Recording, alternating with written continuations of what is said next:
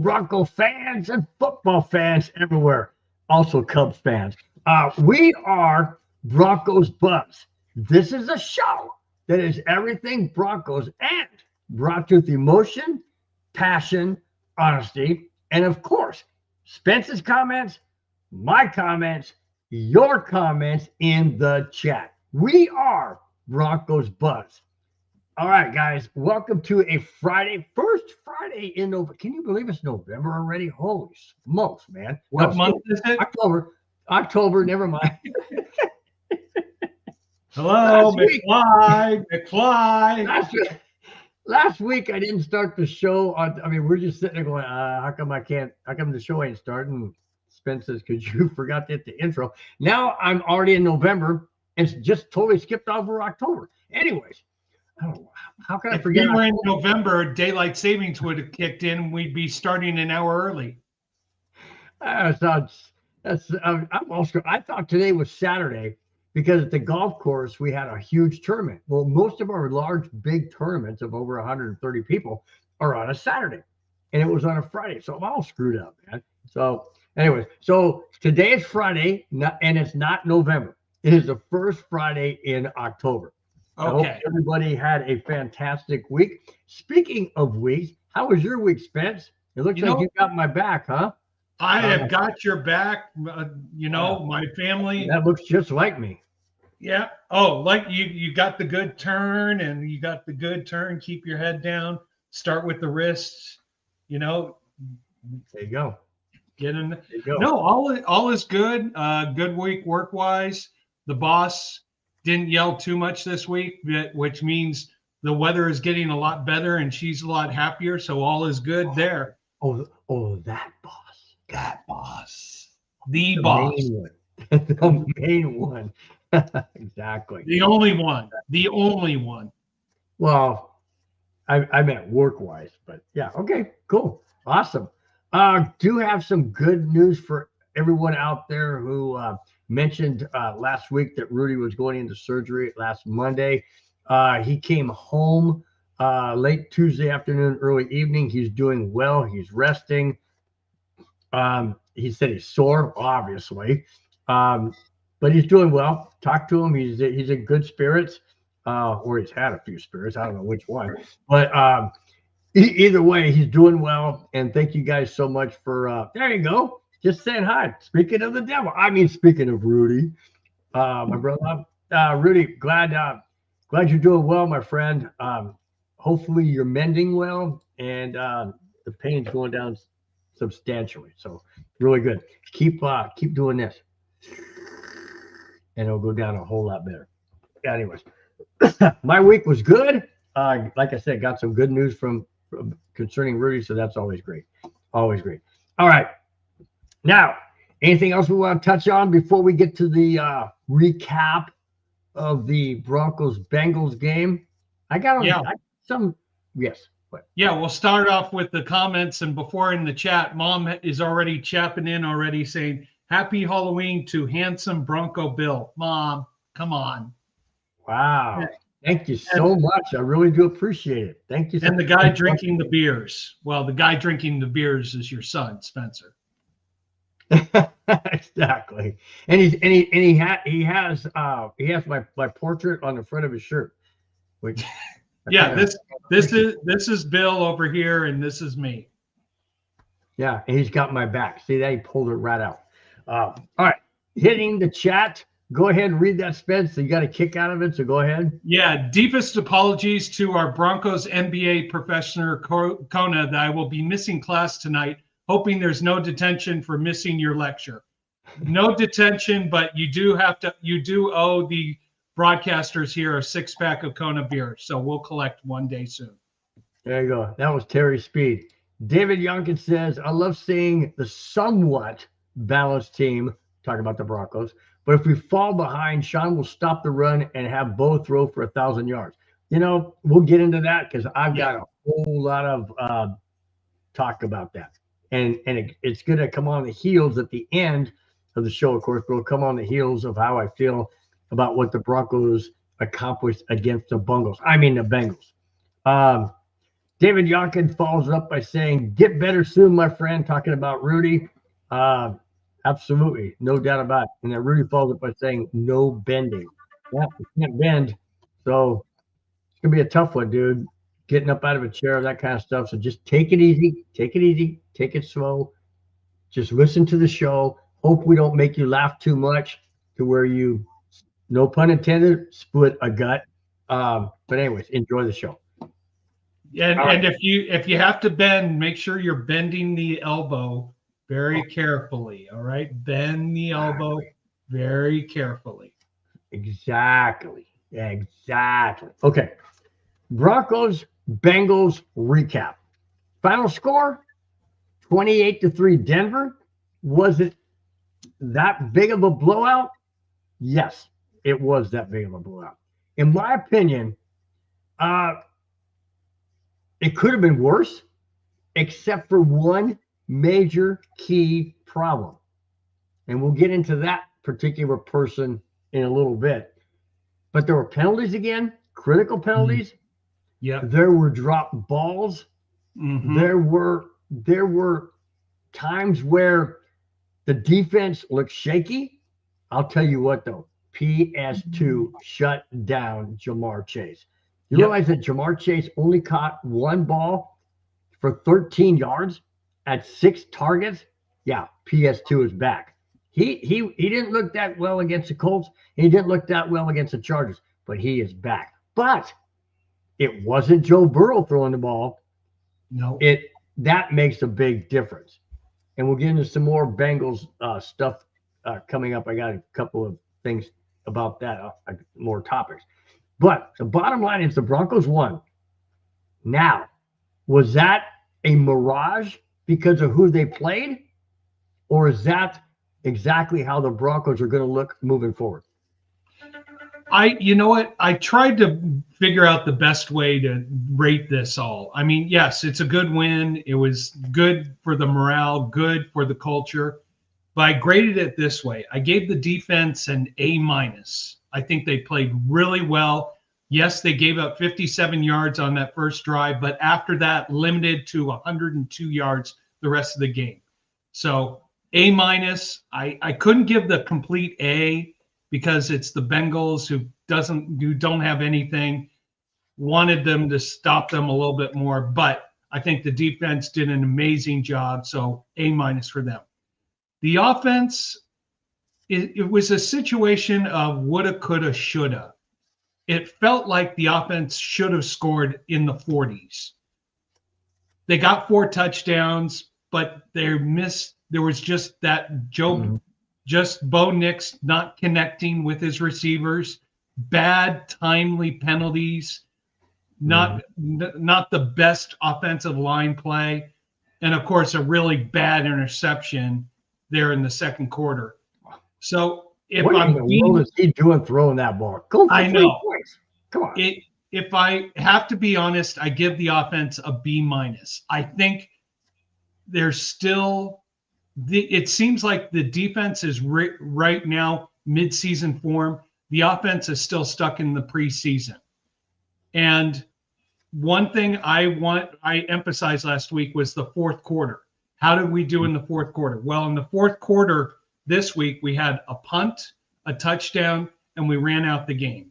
So acceptable, but to be the team that is going to take that next step forward, the fourth quarter is where you have to dominate and close out and be a finisher.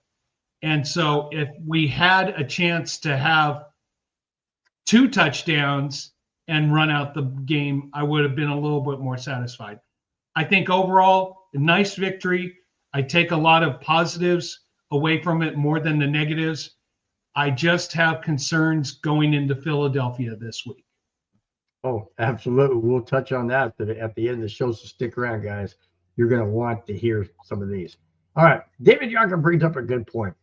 Said, do you guys think that if Burrows had played, it would have been a blowout? But in his estimation, no, it wouldn't. He doesn't even think we would have won. I think we would have won, but I don't think it would have been 28-3. I think more along the lines, maybe even as close as 28-27, 28-24. maybe even 21-17 or 21-20. I don't think there's no way it'd be 28-3. No way. What do you got, Spence? No, and I was going to say the same thing. I think it would have been probably like 28-17, 28-14. I think Joe Burrow would have been under complete harassment by Bonito and the rest of the gang on just charging and getting off the ball so quickly. But the Cincinnati's defense is an absolute mess. For us to get 4 touchdowns, okay, I was hoping for 40. I know I predicted, I think I had said 30-17. I was hoping for more. I wanted to see them get and score and score. For this team to take that big step forward, when you're playing against a team that is defeated and doesn't have all the tools that they do in the Cincinnati Bengals, you basically drop the hammer as quickly as possible and put them out of their misery and keep going and going. That's what the Broncos need to do when they're playing against teams who are not as don't have the quality as they do right now. They just got to put the foot on the gas pedal, keep going, don't stop, don't take a break, keep going. Again, last week I had said first quarter, fourth quarter, we had only scored 10 in each quarter. This week, we scored 10 in the first quarter, 7 in the fourth quarter. Meat of this game, or 7 in the first quarter, 7 in the fourth quarter, 14 in the middle. So want to see a better start, but I want to see a better finish overall. Yeah, I was shocked. I was literally shocked that the Broncos scored 21 points. Not shocked that they scored 21 points in the first half, but only 7 in the second half. I mean, to me, it's almost like Sean Payton went into a shell and just started running ball, which is great. We'll get into that. That's the main topic. But I was really shocked that he went to that. And I know why, because he wants to run the clock out. He wants to control the ball, doesn't want the Bengals to have it. I understand that. But it almost seems to me like doing that sometimes can backfire. It can backfire, especially if you get 3 and outs. And speaking of 3 and outs, David Yonkins said that right there. Broncos' problem is these 3 and outs on the first play of series of each game. And that's very true. When you start out 3 and out, especially coming out in the second half, like Denver did too, they came out in the second half, got the ball. What happened? 3 and out. I don't understand why they can be so focused, so ready to play the game, and so ready to play the game coming out of the second half, and yet they lay an egg. I don't get it. Well, they've been, if I remember right, they've been coming out at halftime and putting up points. I think they've scored most of their points in the second and third quarters. So this was an anomaly. I think Sean Payton took the right strategy for the sake of the team. If you're up 21-3, you just want to run out that clock. You don't want to push and put pressure and gamble where you're giving up interceptions and quickly flipping around the game. So I understand that strategy. What I was trying to see is you can have that same strategy, but take some very logical risk plays downfield. I don't think if I saw the stats right, Bo Nix only threw over 30 yards once. Yeah. You got to see more of that, more of those deep plays. Even if it's into double coverage, you got to have the defense thinking he's going to chuck it downfield at any time. Once the defense is thinking that, you open up the underneath between the linebackers and the cornerbacks for more plays there for Sutton. So the one thing I would have loved to have seen is a few times have Franklin run a few posts and chuck it to him and see what happens. I would not be as upset with chucking it downfield, throwing a long bomb and having an interception compared to you're on the goal line and you throw an interception. Yeah. D-Rock is in the house. D-Rock said, "Big Bill." I said, "What's up, Big D-Rock?" And they followed by going, "Spin." Yeah. There you go. All caps for me, Bill. I know, I saw that. It's okay. D-Rock said, I was slightly disappointed about Monday night. I wanted more sacks and interception. Well, they got one, but it was on the opposite team. And 30-plus points. We all would have. But like Spence said, when you're ahead 21-3 in the second half, what you want to do is control the ball, control the clock, and they end up getting another touchdown, make it 28-3. So basically at that point in time, it's a done deal. So don't take any risks. Don't get Bo Nix hurt or something like that.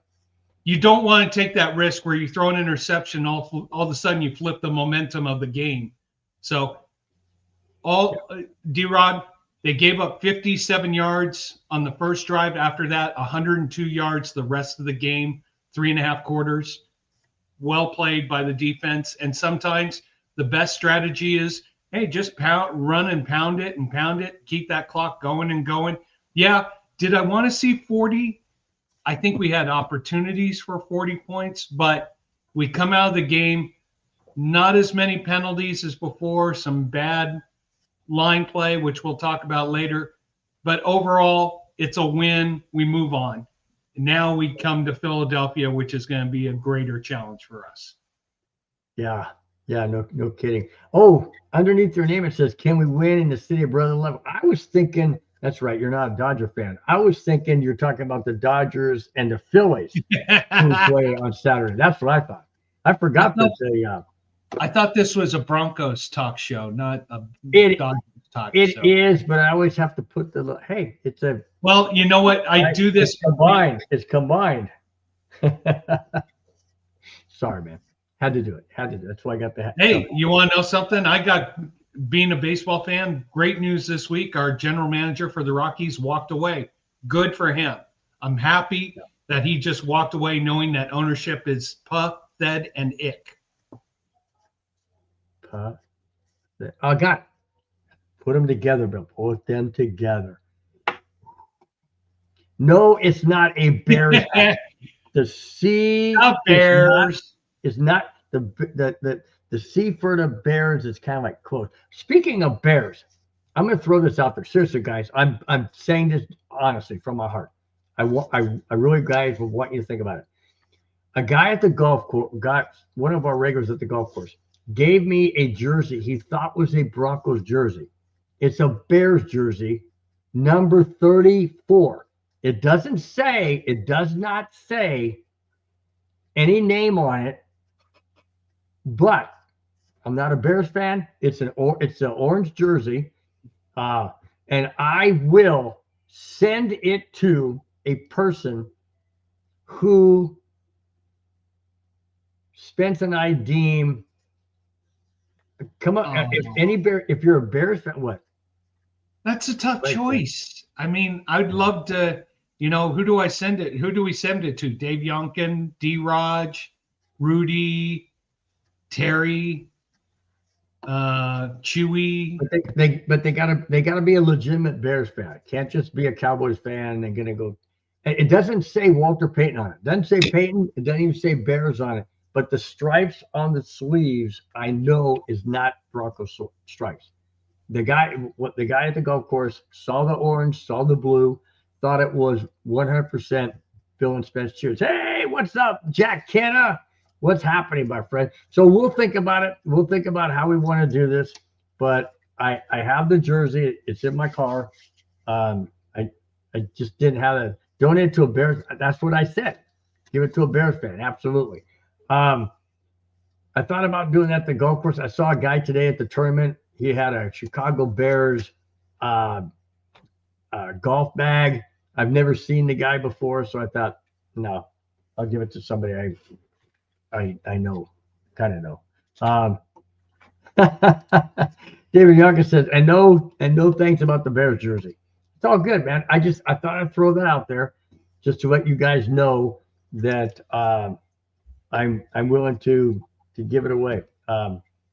One of the guys at the golf course, I mentioned to somebody else, not the guy who gave it to me. I mentioned it to him, and he goes, "Dude, just keep it. You may be worth something." I said, "It doesn't say Peyton on the back. It doesn't say Peyton. It doesn't have a Bears enough. It's just It's just the jersey with number 34. It's a huge jersey. I mean, this thing is enormous. I mean, I could be wearing it as a freaking dress. Well, no, don't even go there. Don't even go there. I'm just saying that thing is huge, man. Anyway, moving on. Okay. Say it. Wow. David Youngkin says, my Denver Broncos room was not like that. Neither would I. That's why it's in my trunk and not house. Johnny, what's up? My former coworker, he got a different job at a different golf course, or same kind of same job at a different golf course. But Johnny, you're always welcome on the show. You're always welcome back at the golf course on Saturday after work for a couple of cold ones. Bill and Spence, what's up, fellas? What's up, my friend? Always good to see you in the chat, man. Always good. Thank you so much for jumping in. Okay. Best offensive player the Broncos have. Bo Nix? Nope. Cortland Sutton? Okay. He had a good game. PS2. There you go. Not PS2? No, because he's not offensive. Great point there. I thought maybe I might catch you on a slip up, but here we go. Over the first 3 games of the Broncos season, one player has stood out. That is none other than J.K. Dobbins. Dobbins has 222 rushing yards on 41 attempts, averaging 5.4 yards per rush. Dobbins also has amassed 60-plus rushing yards and scored in every contest this season. Peyton must continue to run the offense through here's the part I'm going to touch on, the only consistent playmaker that the team has right now. Is that true? Or is that maybe a little snide against Bo Nix? Because after all, Bo Nix is a quarterback. He's the one that orchestrates and starts the entire offense. Is that saying that J.K. Dobbins is the main guy other than Bo Nix? I think J.K. Dobbins just offers stability right now and consistency. I mean, you rush for 101 yards, averaging 6.31 yards per play, long of 16 yards. But he's been consistent. We haven't seen him make any major errors or major mistakes or something that has really hurt the team to this point right now. I'm happy that he had a chance. He rushed, let's see, I think he had only 16 attempts. Yeah, 16 attempts to get 100 yards. So they're working him in. They also gave an opportunity to R.J. Harvey, who had 58 yards on 14 attempts. So they're trying to get some consistency done behind there. I know. D-Rod, I want to say one thing. I almost thought Bulls might have been the offensive player of the week because how many holding calls did he have? 0. He passed the torch to somebody else. We'll get into that. No, but what makes J.K. Dobbins be more able to do more rushing yards and get more yards is his ability to run the ball. What are we looking for? Sorry. Okay. Check his room or check the loft. Sorry, the boss came in, was looking for something.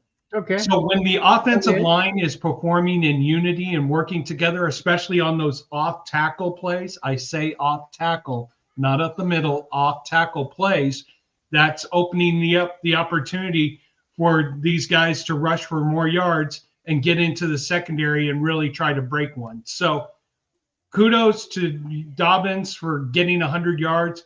Kudos to the line for doing that. But that was against the Bengals, whose defense is. You've got to remember that, guys. It's not whose defense.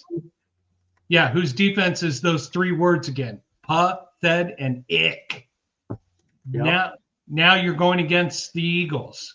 So. Yep. David Young says JK is a workhorse, but RJ could have had 100 yards as well.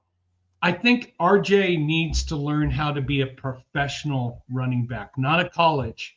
In college, he could use his speed to take advantage.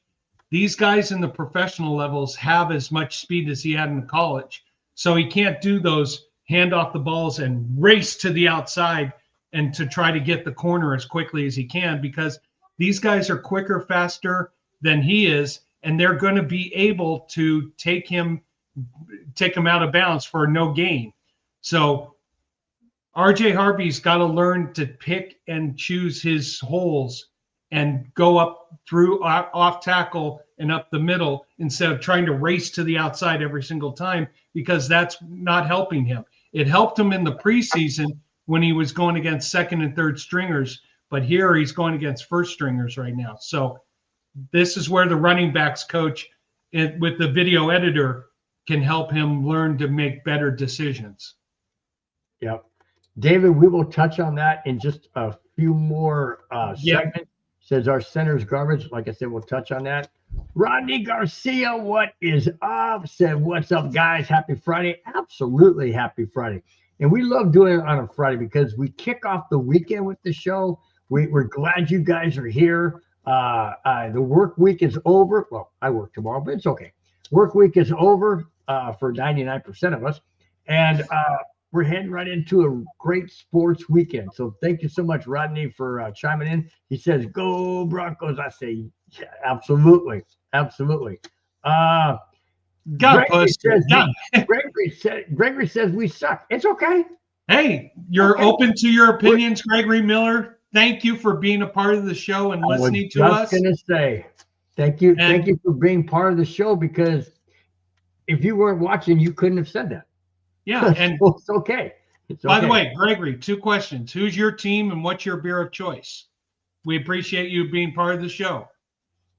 Yep. And then Tony says the Bengals aren't. See, and this is a good point he makes, and it's legit with all 32 teams. The Bengals are an NFL pro team. Denver deserves all the praise coming off that win. Absolutely. Some teams are easier to beat. Some teams are harder to beat. The Bengals just happen to have Joe Burrow. But you're right. You're right, Tony. It's an NFL professional team. All you guys got to do is look back at last Sunday. The Giants winless beat the undefeated Chargers. So therefore, any given Sunday, any team can win. You cannot take an NFL team lightly, and Denver did not do that, even knowing full well that Joe Burrow wasn't there. All right. Rodney says Dobbins is a hot hand, and hope Harvey can stop bouncing out to the outside. Like you said, bounce to the outside. The NFL is much more faster. Absolutely. Yeah, he was doing that in the preseason and had some success. Now he's facing first stringers who are faster, and that bouncing to the outside is just not going to help him. And so this is something he's got to learn, and he'll learn. Yep. Clayton, hurrah! What is up? Hey, Clayton, what's up? Follows up always by saying smash that like button and share, guys. Absolutely. Please hit the thumbs up, hit the like button, the notification. If you have not subscribed, please do so. It helps out the show. It helps out the channel. It helps out the network. And it's the reason why we do this, is because you guys always are here on a Friday and support us. And that means everything to us, guys. It really does. Rodney, oh my gosh, Rodney, thank you so much.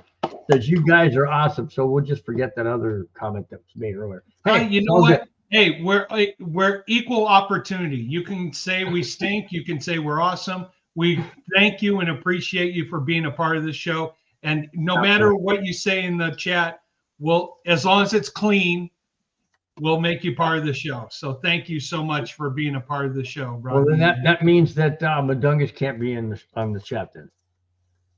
Like I said, clean. Clayton Rod says homecoming for our high school. Well, cool, man. Ooh. Good. Go enjoy it. Enjoy it, man.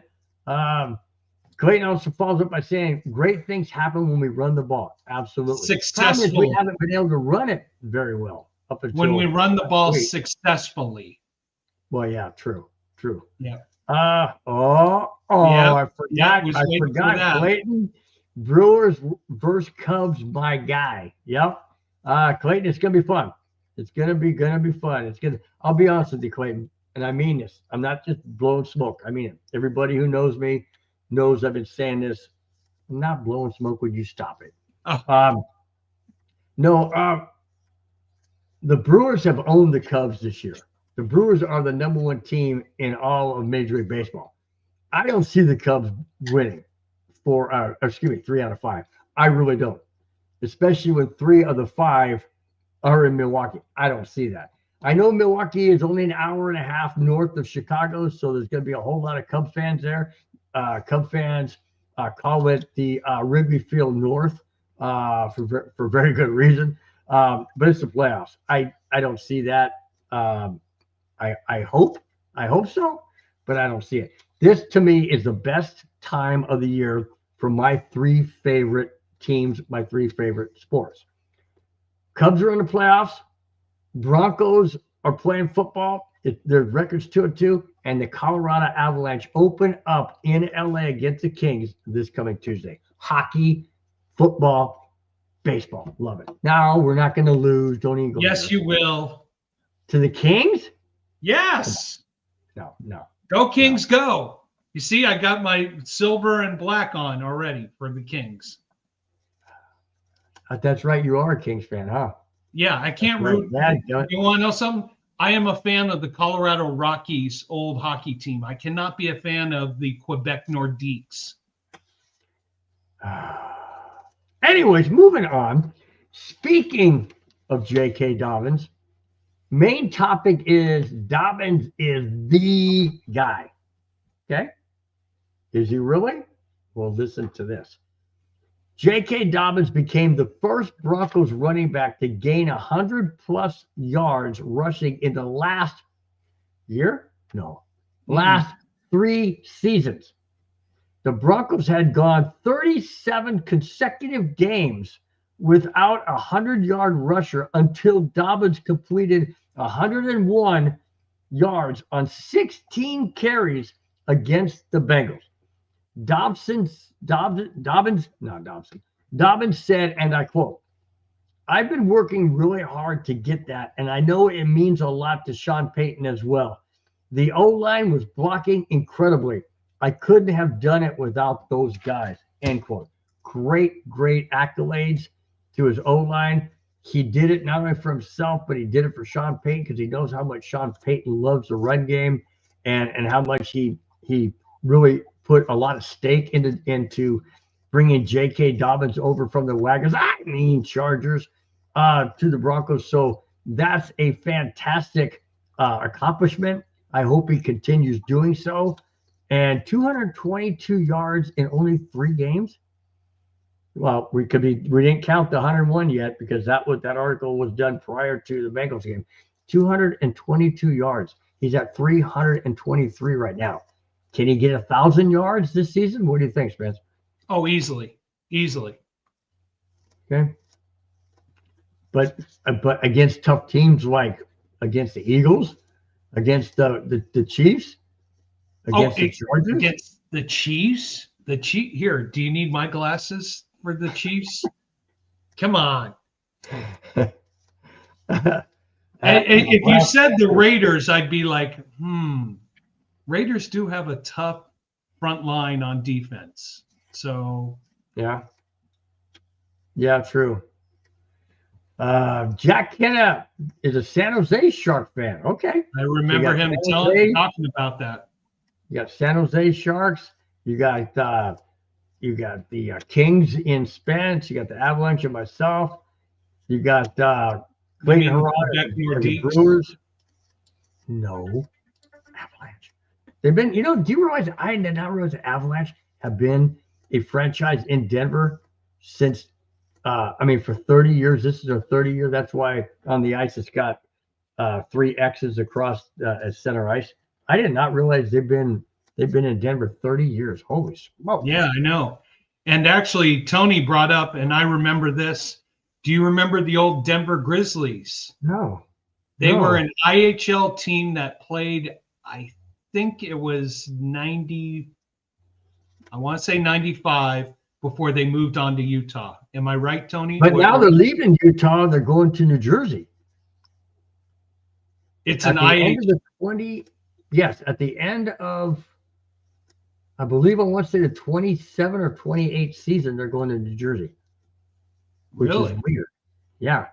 And I'm not sure why. I read that a while back. I didn't bring it into any of the show until right now because it came up. But yeah, the only reason why I remember that is because Utah has a hockey team now called the Mammoth.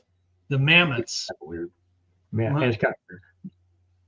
So maybe that's why they're moving out, because they don't want them to be, I don't know, associated, whatever. They probably, right. You want to know what probably happened is the professional organization made a deal with the IHL team, paid them off to the side and said, why don't you go somewhere else? Yeah. Yeah. That's for you, Spencer. Go ahead and read it. That's Spence. I wore my Sharks hat for you on the Wild Wild West show when I talked Marty McSorley versus, oh my God. Oh, these were some amazing fights. That was Jack Kennedy said that. Oh, yeah. Jack. Marty sorry. McSorley, I remember that. When I chimed in for your show, Jack, I was at my son's baseball practice and I had like 5 minutes, and then I got called back onto the field to help pitching practice. So tip of the hat to you guys. Hopefully the Sharks will be a better team this year. I know they've had a few struggles the past few years, so let's see how the draft helped them and if they can beat the Ducks and be better than the Ducks this year. That's what I'm rooting for. Hey, but speaking of hockey real quick, and I know people say, well, it's the Broncos show. Guess what? We talk about different sports. Whatever comes up in the chat, we will address, as long as, like it says, it's clean. Anyways, have you ever gone to any of the Kings games in LA? Oh, many. Tons of them. Okay. Yeah, just wondering. How long does it take you to go from Santa Cruz to there? Depends on traffic. Well, if I'm lucky, 45 minutes. If I'm not lucky, at an hour, 2 hours. I mean, the 405 freeway is not too far from me, and anybody who lives in Southern California knows that the 405 freeway stands where it'll take you 4 or 5 hours to get to where you're going. And you can only go maybe you're only going 10 miles. Whatever. Yeah, that's crazy. 405 is a joke. All right. The Broncos have fleeced the NFL office. What? Yeah. Roger Goodell's joining the Broncos? No. Not quite. The Denver Broncos have hired, this is a weird name. I hope I pronounce it correctly. Probably not. Bear with me. Have hired Mayapin Subayev as senior data scientist per ESPN's Seth Walder. Subayev holds a Master's of Science in Business Analytics and a Master's of Science in Nuclear Engineering from Texas, which is the first Master's, and Texas A&M. Holy smokes! Why in heaven's name do we need a nuclear scientist on the team? What they got to do? Blow up the other team with a nuclear bomb? What? Got 2 reasons. What? All right. Reason number 1. How many of you guys saw the movie Moneyball? Not you. So who was the smart data statistics guy? Was Peter Brand, who was the assistant general manager who had all the knowledge, all the analytics, all the numbers. Jack, you saw it. Jack saw it. So the character, I forget the actor who played him, but his job was to take all those numbers, all the analytics, and make the right decision based on who gets on base, who has the best on base percentage. So the Broncos brought him in to do some type of analytics. No, Dylan, I'm not going to say it yet. I know you want me to say it. but wait Want me to until say we're it? in between points, okay? Okay. Yeah. So they brought him in for two reasons: to do analytics to help measure what type of player that Sean Payton wants to bring in who will fit into his system. That's part one. Now, part two, he's also a nuclear scientist. What is the Broncos in the midst of doing? They're buying barnyards yards. What have they found at that location? Potential waste, potential detrimental soil. Oh, it's more than potential. It's there. I know, but you bring in someone who has dual capacity, someone who can help the Broncos now with the statistical analysis and the numbers to help the team make better, and also help with the analysis of the soil to make that better so that the Broncos can build a stadium within the next 5 years and not have a situation where they're waiting and delayed 10 years. Then they would have to go play up at Boulder, Colorado. So he fits a dual purpose. And Dylan, just for you, floppy seal. Please. Okay, I finished that up by saying Sean Payton said of this hiring, and I quote, "I would say where it's most valuable to us is the procurement of talent. On the personnel side of things, he's extremely valuable," end quote. So there you go. He's talking about the player side, but I like your thought about the ownership side, because that's a great point. You bring that in. Now he's got both sides. He can do this side on the player side, and he can do that side on the ownership side. What a great hire. What a fantastic hire. I wonder who did their due diligence to find him. I really wonder who it was within the Broncos organization that really went out and found this guy. Because someone who's smarter than both of us. Oh, well, that's true. That's very true. Oh, my sister is texting. Stephanie. Nice. Hello, Stephanie. Welcome to the show. My cousin is happy that we finally said floppy seal, and he's celebrating. Great. So, that's fun. That's good. Hey, and good by the way, gotta say happy birthday to my nephew one more time. He just turned 11, so happy birthday, Dylan. Happy birthday, Dylan. This one's floppy for seal. You. Yes, that's it. Okay. On the injury front. This one is going to hurt because this particular player really helps out in the run game. Not sure going to be able to play this Sunday because it's a short week, but here it is. Tight end / fullback Nate Adkins was listed as a non-participant as he is in the NFL's concussion protocol. He is uncertain to play this Sunday at Philadelphia. If he can't play, he's a dual player, tight end and fullback. If he can't play, does that hurt the run game against the Philadelphia Eagles? Yes, it does. It's a valuable position you especially need in the run game. And Philadelphia is weak in the linebacker aspect of covering the running backs and fullbacks and tight ends. Just as we have that weakness, Philadelphia has that same weakness too. So do we have Evan Ingram? Is he available?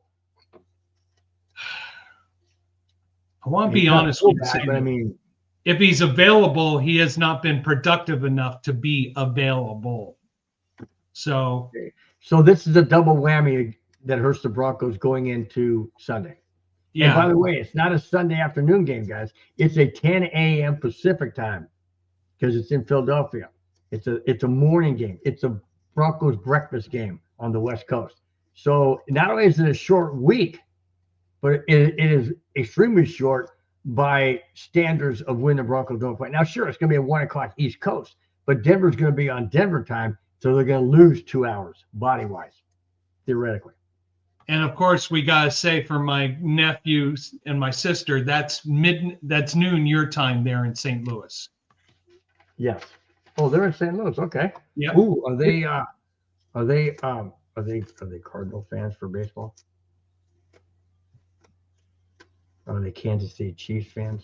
No, well, no, my sister's not a Swiftie. I don't think so. Steph, you can, yeah. Well, I know My- she said. I know you said St. Louis, but St. Louis doesn't have a football team, so that's why I wondered. No, Okay. don't know. By the way, interesting new comment here from Crooked.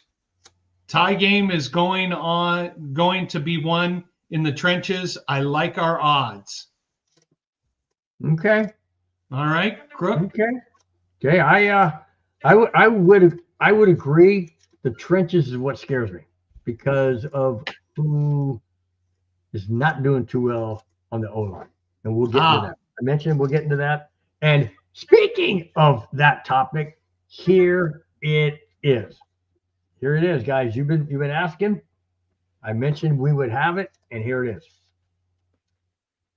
The Denver Broncos offensive line has serious issues or had serious issues against the Bengals. And the most glaring issue was the penalties. Well, that's obvious. Penalties always are a glaring issue, but it's worse than that. The source of most of those penalties was center Luke Wattenberg, who should not be starting this Sunday, nor any Sunday going forward. Even ESPN's Troy Aikman laughed. That's sad, dude. Laughed at the comedy of errors Wattenberg was making and what Aikman was witnessing. That is horrendous. That is pathetic. And that is sad that you have a commentator in the booth laughing at the mistakes of a quote professional athlete who just can't seem to figure out how to be a professional at that level. Is Wattenberg a detriment to the Broncos going forward? Oh, by the way, Sean Payton is having him play against the Philadelphia Eagles this Sunday. Is that an absolute travesty to have him in there? Or does he not trust the replacement for Wattenberg? I have no idea what the issue is. I have no idea why he's staying in there. But in my opinion, Wattenberg should be benched the rest of the season. Do you agree? You know what? It's the next man up, but is the next man up ready? Is the reason that Wattenberg hasn't been benched yet because we don't have a backup who is ready to step in and take charge and lead that offensive line? Wattenberg has had timely issues, giving up timely sacks, timely holding calls. He even had a false snap, an illegal snap penalty. I don't know what his issue is. Something between his head right now is not clicking. I don't want to say, you know what, let's get rid of him and bring in the next guy. Well, Sean Payton hasn't put that next guy in right now. Do we have a next guy, or do we have to make a deal to bring in a next guy? That's the issue, or the concern. It may be that situation right now that Sean Payton's got to issue positive reinforcement to see if he could change his ways, get his mojo going in the right direction, and maybe he'll start clicking with him. Or is there just something in the background and someone who's on the practice squad who's getting extra reps, extra workouts, and hopefully for the next game after Philadelphia, we'll be ready to go. I'm worried right now that Philadelphia is going to focus all their attention right up the middle. And before Bo Nix can get set on his three-step drop, here's two guys all over him right now, both of them coming up the middle. So we get a sack, holding on Wattenberg. It's a mess. And hopefully we don't get Bo Nix killed. Hopefully he doesn't get hurt. Yeah. You know?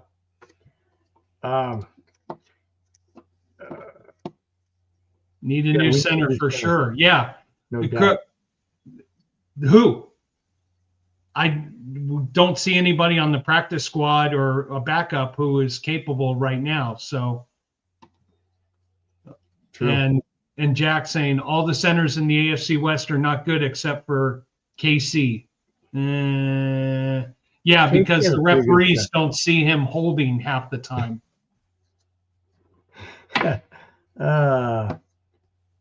Yeah, well, that's Hey, true. Bold statement, Jack. Bold statement. Wait until we get to our predictions. Yeah, I don't think too many people are gonna like mine, but hey, it's all good. The Crooked says I'm worried about Moss on Devontae Smith as well as our linebackers' ability to stop Saquon. Yeah, no kidding. We can't seem to stop anybody with our linebackers, especially with anyway, I love this guy too. I really like him a lot. Who's our middle linebacker? I can't think of his name. Good gosh. We just signed him again. He's got long hair. Help me out, somebody who's.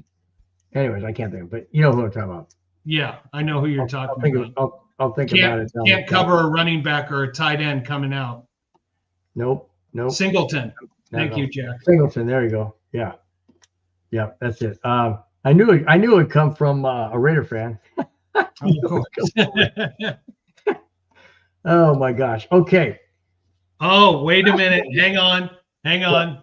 My sister just confirmed she is a Swiftie, so she might be a Kansas City Chief fan. There you go. That's what I mentioned.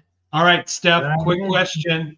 Did you pre-order the new Taylor Swift album, or did you just buy it today since it just came out?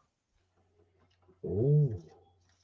I got to stay up on my Swiftie news because my daughter has been like, Daddy, buy me the new album. Buy me the new album. I go, okay, read a new book. And she goes, I can't read.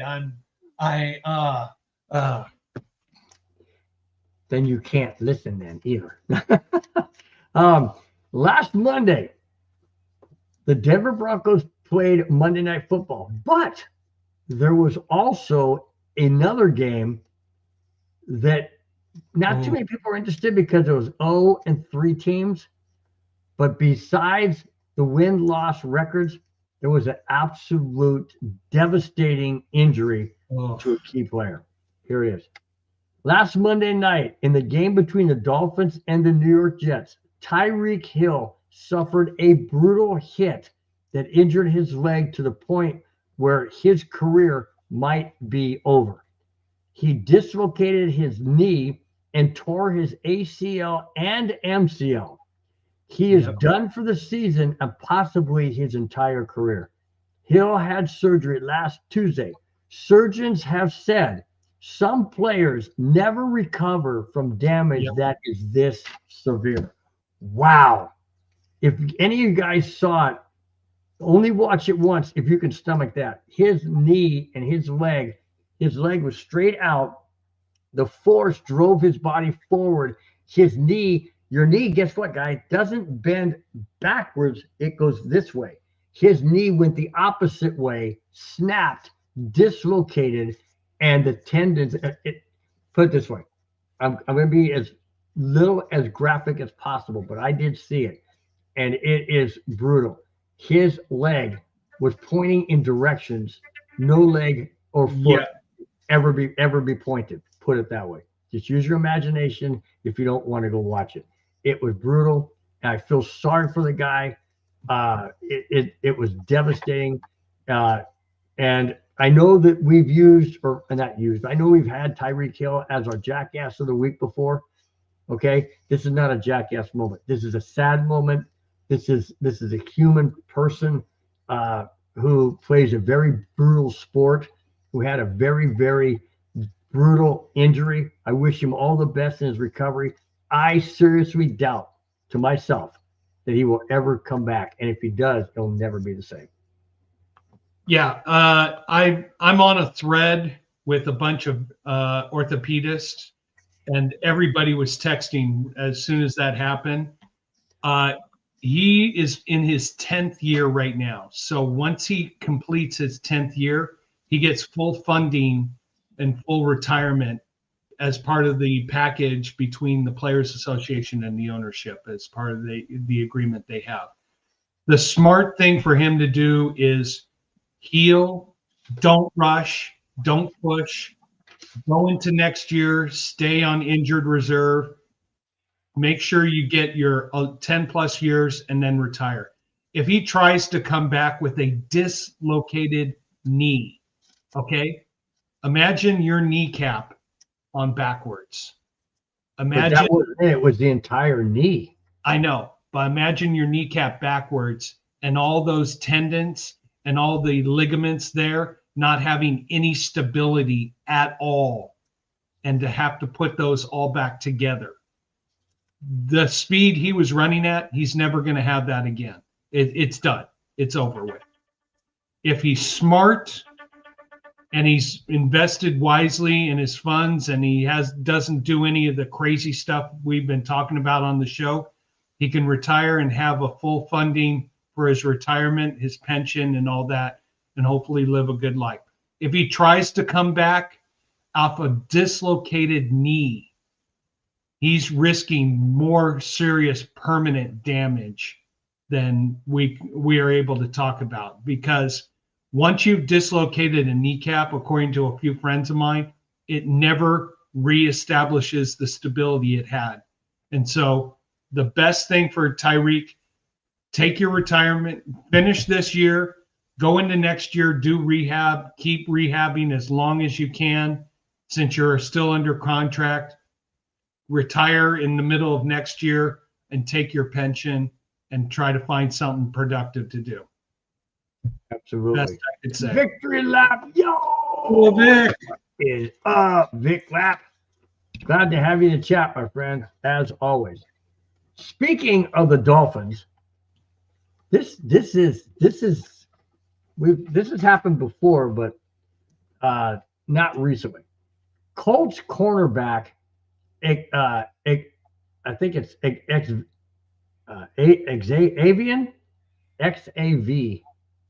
Yeah. Xavier Howard is retiring after just 4 games into this season. He said he wants to prioritize his family. Howard said, and I quote, "I can't thank the Dolphins enough for drafting me, and I thank the Colts for letting me continue to live out my dream. But my dreams have changed.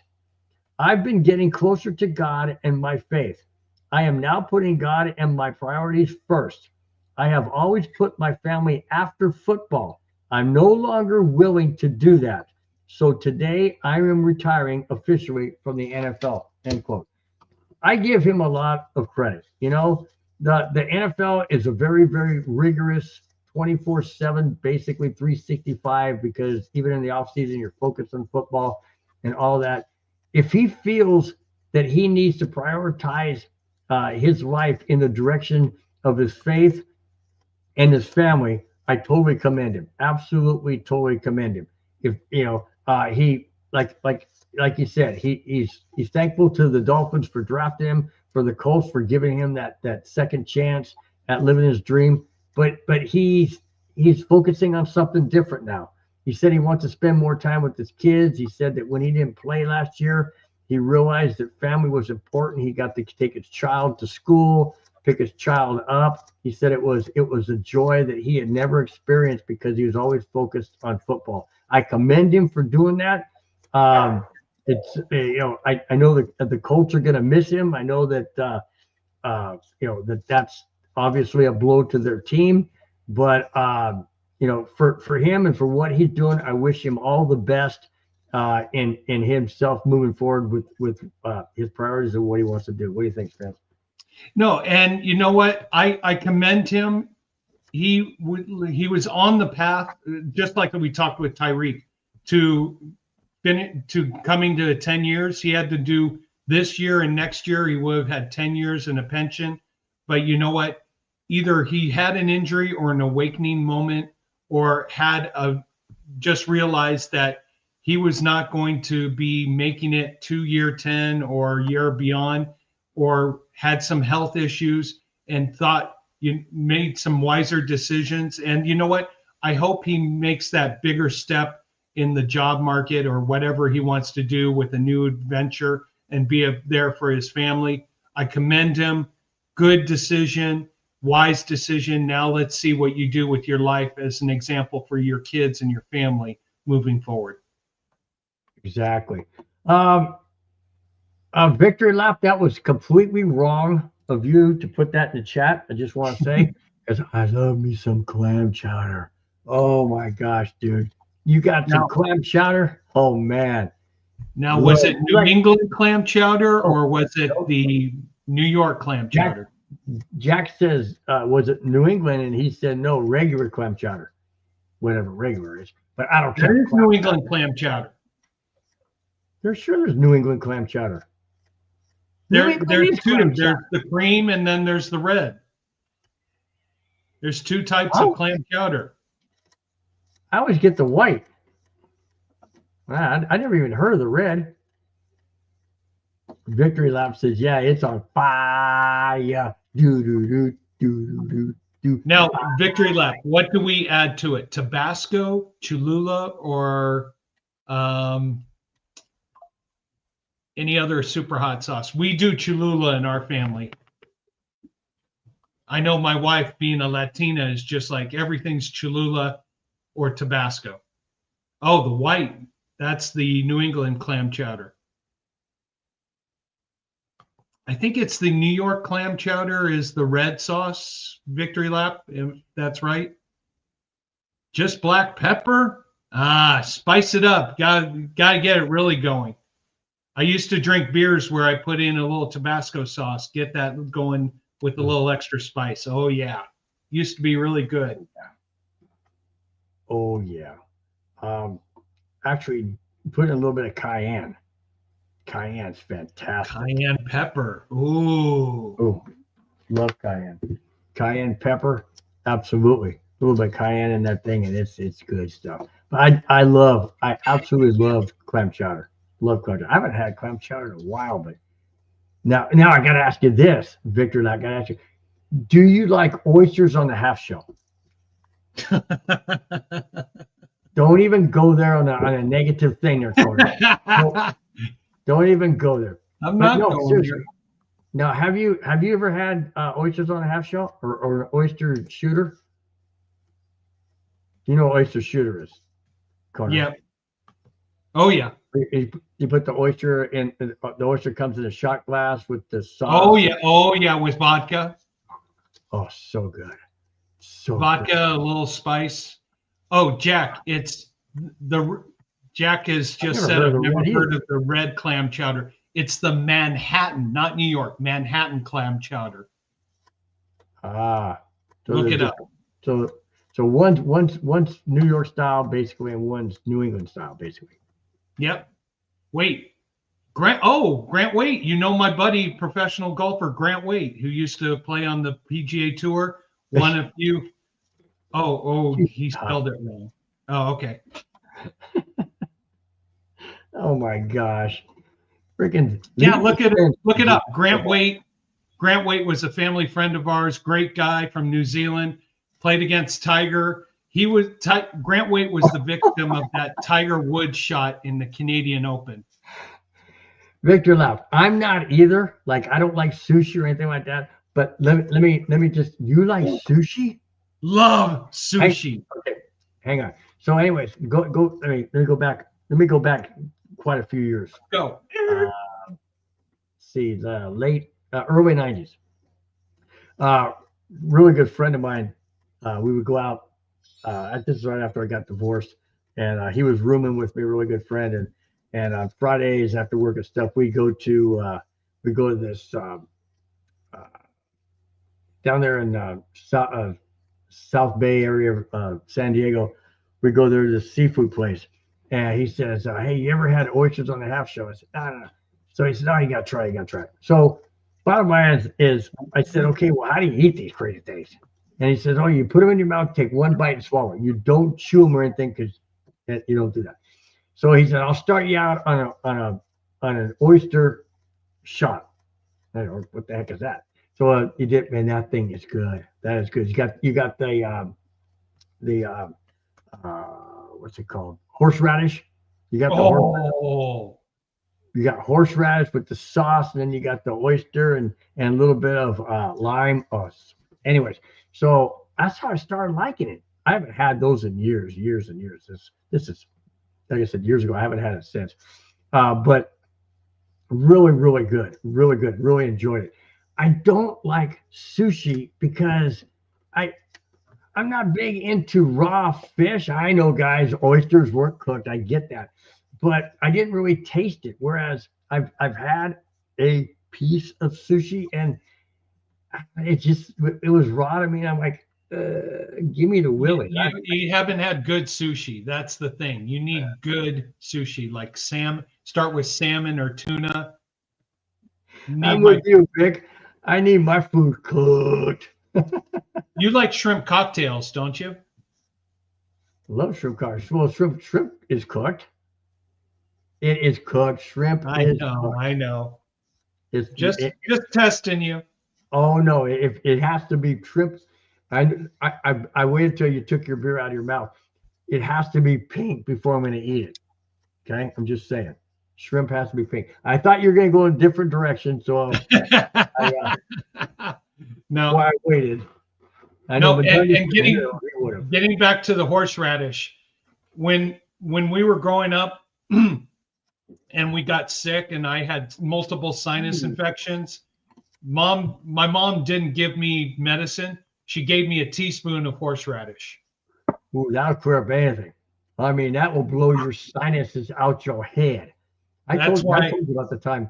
I told you about the time we had prime rib, and my dad had horseradish and sour cream. Yeah, I picked the wrong one. Oh, I love horseradish. That's why I scoop it and eat it anytime I can. No, you don't. Yeah, I do.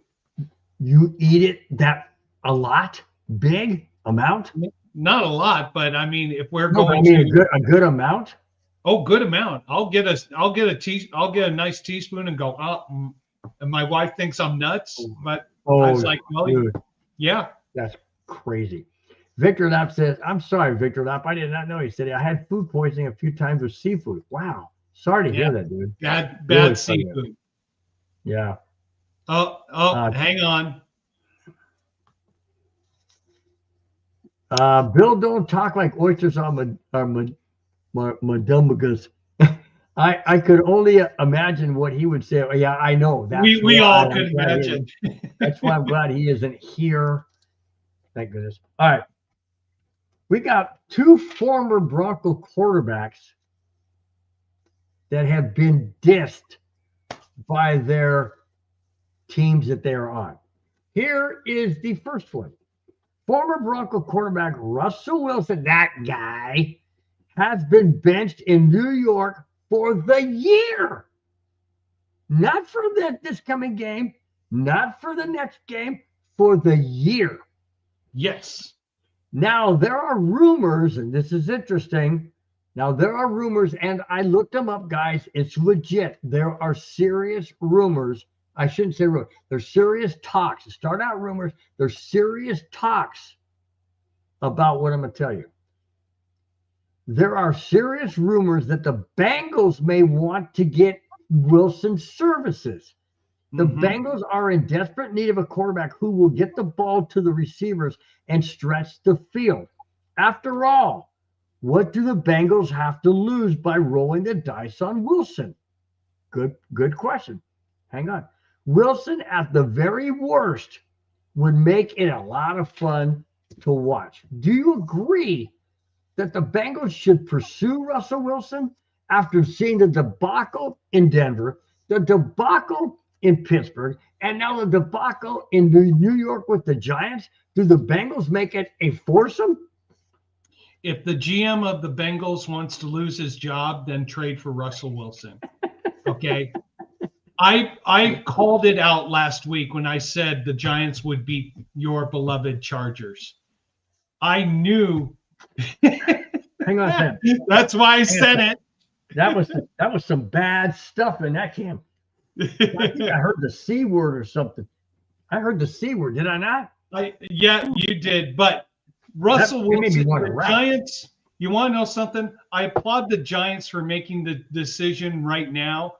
I'm sad because I wanted the Broncos to have one last shot at Russell Wilson. because my dream is that Russell Wilson for the Giants goes back to the pass, gets knocked over by Bonito. Bonito and PS2 grab each leg and make a wish. Grab each leg like a wishbone and make a wish. I mean, I just want to see Russell Wilson laid out at Mile High Field, not moving and carted off. Now, yeah, that sounds bad, but this guy was bad. Russell Wilson got one last chance with the Giants, and of course, he probably burned as many people. Yeah, he had one game against Dallas.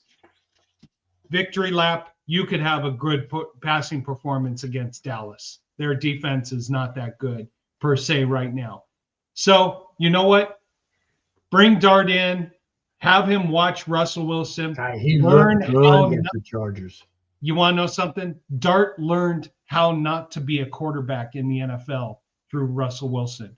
So if the Giants had to pay, what was it, 10 million or 20 million? I think it was one of those two a year to Russell Wilson. Think of it as an insurance policy. Now that Dart has learned how not to be a quarterback in the league and can take the steps forward, hopefully he can succeed. But you know what? Russell Wilson, thanks for playing. Goodbye. Enjoy your retirement. Get the bleep out of the NFL. Your guys are done. And yes, Madungus, we're still talking. And perfect timing for you to come in and enjoy our wonderful show. Thank you for being a part of it. Exactly. Agreed. Now, the second former Bronco quarterback who has been dissed by his team he's on. There it is. Former Broncos quarterback Joe Flacco, much like Russell Wilson, has been benched in Cleveland. Dylan Gabriel will be the starter against the Minnesota Vikings in London this Sunday. That benefits the Vikings, in my opinion, because he's a rookie. I mean, the Vikings, if they can't beat a rookie, pretty sad. Browns head coach Kevin Stefanski said the benching of Flacco was the best for the football team. Ooh, what's that say about Flacco? That's pretty harsh words. I mean, that's pretty much, kicking him not to the curb, but kicking him out of the team. I mean, pretty much done. I continue. Flacco, listen to this. Maybe this is the reason why he kicked him as hard as he did. Yep. Flacco has an NFL high 8 turnovers, and his 27.0 QBR ranks only above Cam Ward of the Tennessee Titans. Holy smokes, that's bad. That is bad. If you are only above a rookie is going to be bad. But if you're a seasoned veteran and you're barely above the last ranked player of QBR, yeah, no wonder he's benched. And check this out. By being next to last in QBR, that's worse than Wilson, apparently. And Wilson got benched. So what's that tell you about Flacco? Is his career done? Is he done? Yeah, I mean, he's 40 years old. He's been in the league for, I think, 18, 19 years right now. He was trying to get that one last hurrah. You know what, Joe? Thank you for being a part of the Broncos team when you were there. Thank you for what you brought to the NFL. Now you can transition to hopefully retirement, either retiring with some other plans or maybe being a coach. Sometimes the body does not match what the mind is at this point. And it was hard watching Joe Flacco. Yes, you got that one win against Green Bay. I applaud you. Good job. But you know what? It's time to now hand it off to someone else. The Browns are not going to be making a deep run into the season or the playoffs or anything like that. But I know I've talked to a bunch of friends who saw this and it's like, yeah, Minnesota's going to be my survivor pick. Be very, very, very careful.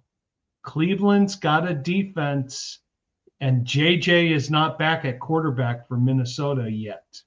So dangerous game. This could be a game, honestly, where two soccer teams could score more points than these two football teams. It could be a possibility. Freaking Madungus, I'm not going. Madungus says, I figured it was these guys' bedtime, so they would be done by now. No, it's only 6:15 our time, not 8:15 your time, Mike. Yeah. Just letting you know. Just letting you know. We're good to go. Good to go. Now, 3 more topics, and then we will be done. Okay. This is crazy. I don't understand this one, but maybe you can help me, Spence, with this new thing that's coming up. This is crazy. NFL Commissioner Roger Goodell announced last Thursday that the NFL League has plans to launch a men's and women's pro flag football league within the next couple of years. What? Yep. Wait a minute. A men's, obviously not co-ed, but still, what? Oh, wait a minute. There's more. Just ahead of the 2028 Summer Olympic Games in LA. Okay, so are they going to have flag football in the Olympics now? Is that what this is all about? Hang on. The NFL currently sponsors youth flag football in cities across the U.S. for ages 8 years old through 17 years old. Is that is the NFL? Okay, the NFL is brilliant in marketing their product. There is no doubt about that. 365 a year, NFL is doing something to keep them in the minds of fans. Now they're going to flag football. Okay. Does anybody really want to watch flag football? Seriously? And here's the thing. You got to run this during the spring because you don't want to compete against your other product that you're owning. So you're going to go now put it in the springtime. So you're going to compete against golf, baseball, basketball, hockey, who are in the middle of their seasons. I mean, yeah, it's a great idea, but you're going to have a lot of challenges and a lot of competition. And are you going to be able to get all the viewership that is going to be necessary to please sponsors, to get fans out there?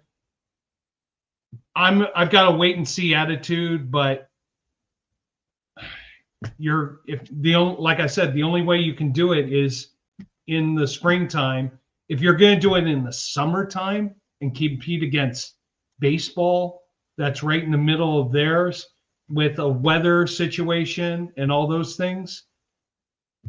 And you see the high speed, high impact, high collisions that we see in regular football. Now you're going to bring it to a professional level for flag football, which has more knee injuries, more ankle injuries, more hip injuries, more of those injuries than you see in regular football. There you go. Jack Hand says Tom Brady wants to play in flag football games plus other pros and ex-pros. Okay, I can see where they would do that because it's not a physical contact type of sport like the NFL is. I understand. I get that. But do we really want to see a 44 or 43-year-old Tom Brady out there throwing football? I mean, maybe some diehards do. Maybe they do. Maybe would you want to see Peyton Manning out there or a John Elway or a Terrell Davis or Shannon Sharp? Well, wait a minute. Shannon Sharp's in hot water. Or Ed McCaffrey. You know what I'm saying? People like that. Would you want to see that? I'd love to see Elway. I'd love to see out there. Tom Brady, I don't want to see it because he could throw a bad pass and claim that there was a roughing the passer call. No, but I mean, okay, Jack, I will give you that. I would welcome seeing that. Female side, why? I mean, who's going to play females side? Well, I mean, hey, you know what they're going after? Yeah, the WNBA has had a spike in viewership, attendance, and everything like that. So they're trying to expand on women in sports. I applaud them for trying it, but is there an audience that you're building from college to pros? Are you going to build a product and have the patience to build it? Look at how long the WNBA has been trying to build and build and build, and they're finally getting the sponsorship, the notoriety, and the revenue and the attention. So, yeah. And this is, I think this is all Olympic driven.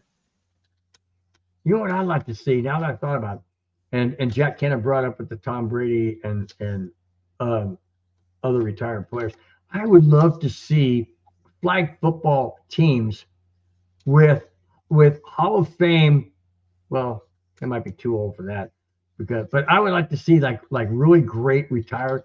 How about seeing Troy Aikman or going against John Elway or not Joe Montana, the guy for the Dolphins years ago. Come on, Hall of Fame for the Dolphins. Come on. Come on, people in the chat, help me out. I can't think of his quarterback name. Oh my God! Right there, I can see his face. Clayton, no, not Joe Montana. God, John Elway and or Terry Bradshaw could be out there. Let's see. Kurt Warner. Kurt Warner could be out there. Those guys. Terrell Davis.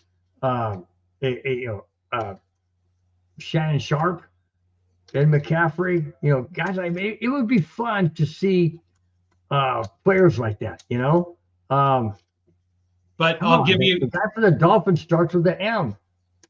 The last Dan Marino. Dan Marino, there you go. Dan Marino against John Elway. That'd be fantastic. That'd be fun. But here's why I cringe when I think of flag football.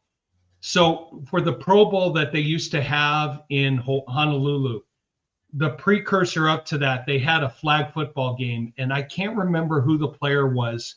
Went up for a pass, caught it, came down, and his knee went even more sideways than Tyreek Hill, and his career was over. You go to any of these flag football games, I have watched a few here with some neighbors. I saw in person a kid blow out his knee. There are so many more knee injuries and ankle injuries than in flag football as compared to regular football, because they're just so much more mobility, agility, and movement. Well, if you bring in these older guys, there is a tendency to get hurt because they're older and their bodies aren't in NFL shape like they were when they're playing in the NFL. So I get what the NFL's doing. They're marketing their product big time, and they're expanding. I mean, look at, they now have, I didn't bring it into the show, but I have it in my head, so I'll bring it in now. And that is, the NFL now has contracted, I guess, for lack of a better word, to have a minimum of 6 international games starting this season moving forward. And eventually they want to be up to 10 international games a year. They're trying to broaden. To me, in my opinion, that is saturation beyond saturation. That's watering it down. You can't do that. I kind of disagree, because if you want to make your product a more global product, you have to be willing to show your product in foreign countries. I mean, Germany, France, Ireland for the first time this year. Belgium, London, Ireland. We've gone down to Brazil, gone down to Argentina, Mexico City. Mm-hmm. The NFL gets a huge boost from viewership, financial benefits. The teams who go get paid a lot of money by the local, and ticket prices. You think they're expensive here. Go to a game in Germany. You're paying 4 or 5 times the amount, and they're selling out the games. So I understand. Now, I would be remiss in saying if you're having a Seattle Seahawks versus Los Angeles Rams game over in Germany, and then they have to come back and play. All right, yeah, that's a little harsh. Broncos have to go over there and then play the next week. Where I'm concerned, which they're talking about, is going over to Japan. That's an even longer flight and longer travel. But if it was West Coast teams, it's not as bad. So I understand the NFL's marketing aspect, trying to make this a more global product, and I commend them for it.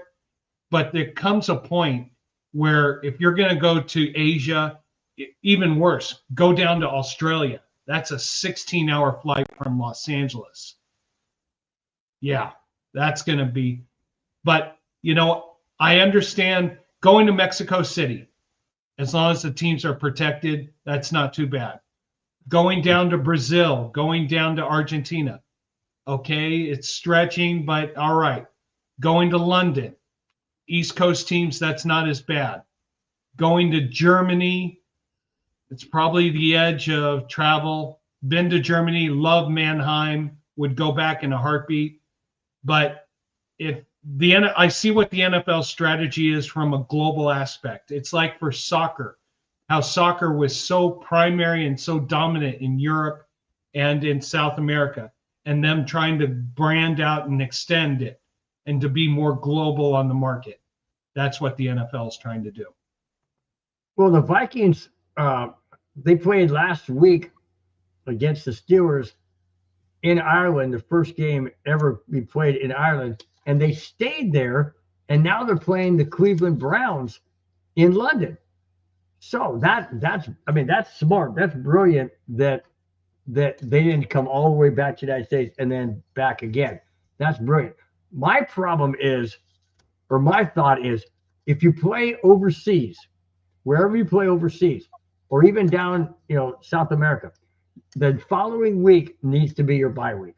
It needs to be your bye week, because you cannot expect these guys to fly from London all the way back to Minnesota, all the way back to Cleveland, and then turn right around and play the next day, or not next day, the next week. Jet lag is going to take a day away from you. I mean, it's just to me, it's not right. Yeah, and Pittsburgh, I think, is off this week, so it benefits that situation. So, Jack, that would be cool to see a game in Ireland. Well, we just saw one, or Japan. I'm Irish. I think he means in person. Yeah, in person. I would love to go to Ireland or Germany and see a game. But of course, I don't want my team to give up a home game. Well, exactly. You know what, Jack? You give up a home game, you get paid a lot of money by both the NFL, who gets a portion of the ticket sales, the country that you have to go to, who pays for all the costs and expenses for you to come over there, and of course, all the tax breaks that the ownership gets for going over there. So, yeah, you give up a home game, but you get all the financial benefits. Hey, Jack, you and I don't want to give up a home game, but you think Mark Davis would love to give up a home game to go cha-ching, cha-ching, cha-ching? Yeah. Yeah. And you know what? Think about it. They get a free vacation. But I mean, not vacation, but they get like a free place to go that they may have never been before. It's kind of cool, I mean, I don't know how much sightseeing they get, but it's pretty cool. All right. Last two topics. I know you guys are happy. Every week we celebrate the last two topics. Every week we celebrate the last two topics because you guys have been faithful. You've been strong. You've been solid in the chat when we appreciate it each and every week. So we are down to the last two, and here it is. This is fantastic, guys. I absolutely love this one. ESPN has tabbed outside linebacker Nick Bonito as the front runner already for Defensive Player of the Year, not of the week or the month. Defensive Player of the Year. Here it is. ESPN says Bonito has a quick pressure, He is the best.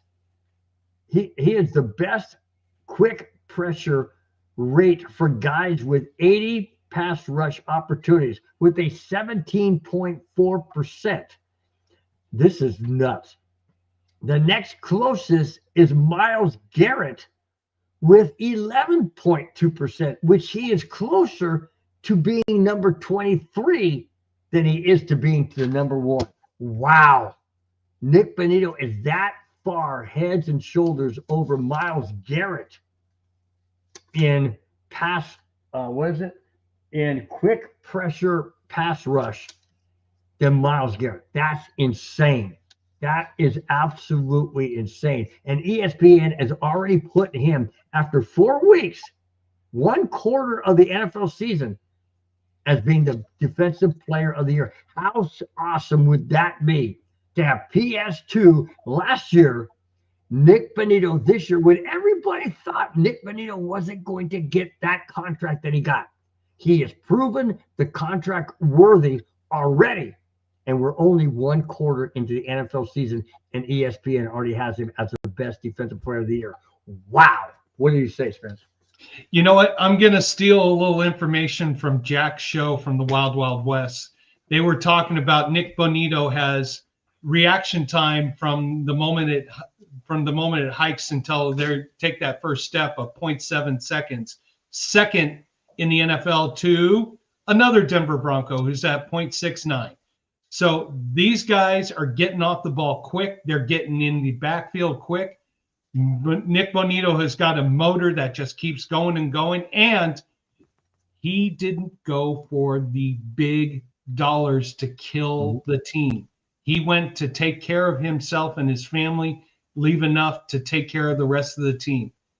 This defense, if it can keep building together, is going to be tested, really seriously tested this weekend in Philadelphia.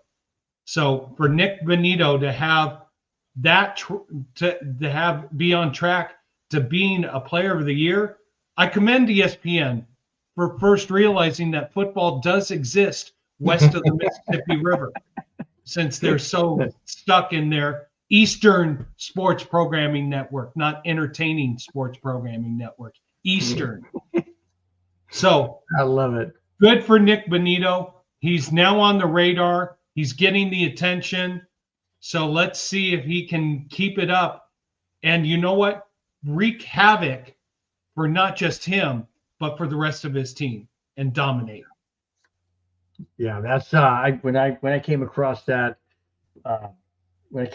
topic, I'm like, holy smokes, man! If ESPN is already there, you go. If ESPN is already putting Bonitto on the map, on the NFL map as being the best, yeah, that speaks volumes. Because, like I said, how cool would it be to have back-to-back Bronco defensive players to be Defensive Player of the Year award? That would be insane. I don't think that's ever happened in the Broncos. In fact, I know it's never happened. The boss. All right, here we go. The boss just gave me the look. Give her, say 10 minutes. Here we go, or less.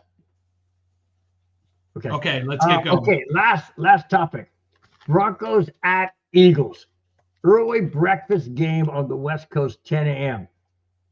Do the Broncos have what it takes to beat the Eagles, or is this going to be an absolute Eagles beatdown of the Broncos? So here's the Philadelphia Eagles. Which half are they going to play? Let's look at their last 3 games. Against Tampa Bay, they played an incredible first half and survived the second half. Let's go back to the Rams. They played a pathetic first half and dominated the second half. Let's look at what they did against Dallas. Dallas, they just lollygagged to the end. So with Philadelphia, it's like a box of chocolates. You never know what you're gonna get. Okay. That was a Forrest Gump reference. I thought you'd laugh at that one. I did get that. I did get that. So honestly, it just depends on who comes out. Now the Broncos, The defense is going to be tested. This is going to be their master's exam of the season to see where they're at. Indy gave them a test and pushed them and found little holes. The Chargers pushed and pushed them. They only gave up 20. So what do I predict? So my prediction, I'm hopeful, but I'm going Philadelphia 16, Broncos 14. I think. Wow, low score. I think low scoring. I think the defense for the Broncos is going to rise to the occasion. The offense is just not clicking yet. I hope to be wrong. I really hope to be wrong, and that the Broncos will figure out a way to close this out. But if you're asking me for a prediction, 16-14. Broncos cover, but I don't think they get the win. Okay. Eagles gave up 40 points, if I'm not mistaken. It was 40-40, right? In overtime. Yep. To a Cowboys team who is not that good. I agree. Not that good at all. Broncos have looked good even in their losses to the Colts and to the Wagons. I mean Chargers, where they should have won. They should be 4-0. But coulda, woulda, shoulda, whatever. My name's Bill. I could have been Bill Gates' son, but I'm not.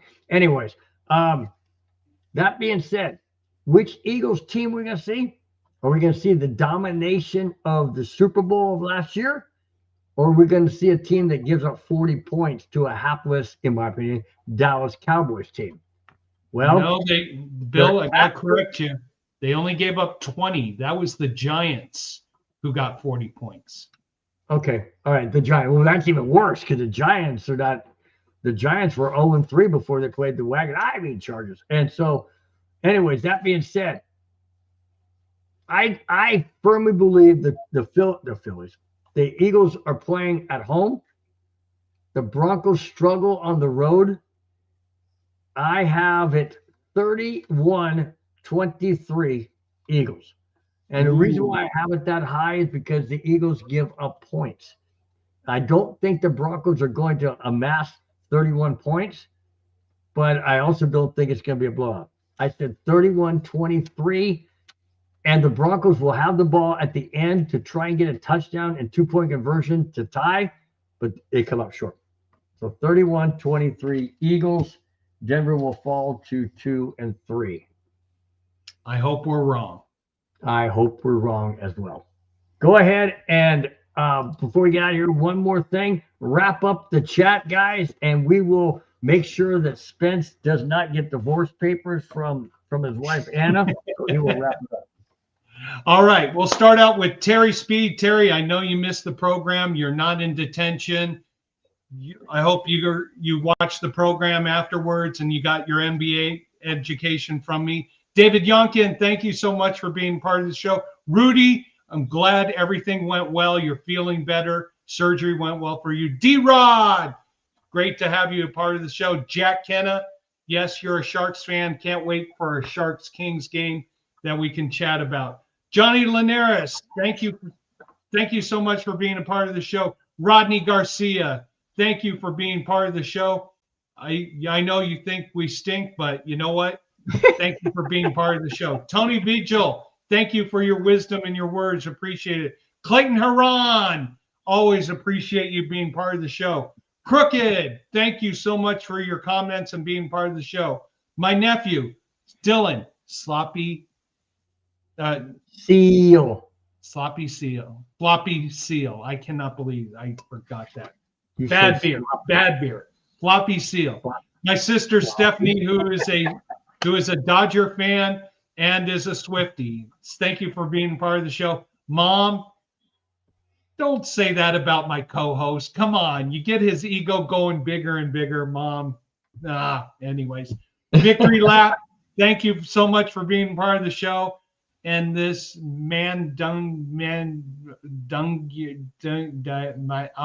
you know what?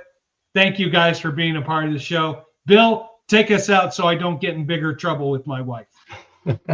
Guys, thank you so much for being in the chat as always every Friday. Look forward to it next Friday. Guys, early game Sunday.